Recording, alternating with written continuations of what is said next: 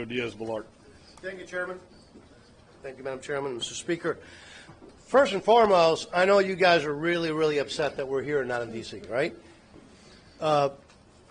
This community, as you've heard, Doral, is a very diverse community. It's a community that understands socialism, the evils of socialism.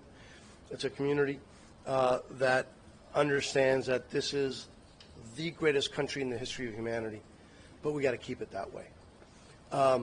And what we've seen in Florida is a transformation of Hispanics, non-Hispanics, everybody in this state realizing what now I think most of America has realized, that the politics of the left have been destructive, that the politics of the Democrats do not work, that they bring disaster, they bring poverty, they bring insecurity, and they don't bring prosperity. And so Florida, I think, and South Florida is a great example of that. And let me just, take you back a few years. I don't want to age myself. But 1994, Florida was known as, #1 in violent crime in the country. Yes, Florida. The state legislature raised taxes every single year.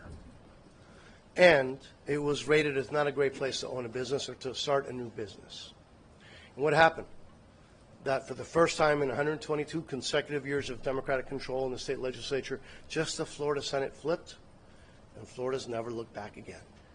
Florida, the people of Florida saved themselves, and now we are known as the free state of Florida, the prosperous, secure, wonderful place to do business, to raise a family, a place where the world wants to come to not only vacation but to live, and the world and the country wants to emulate. And that is because of Republican leadership. And the Hispanic community in this state has been learning that time and time again. Ronald Reagan used to say that Hispanics are Republicans, they just don't know it. Well, guess what? In Florida, they know it.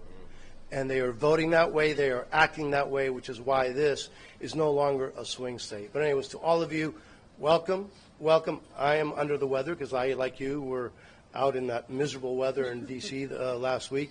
It's great to be home. I welcome each and every one of you, and Mr. Speaker, to you and the leadership team and to my colleagues.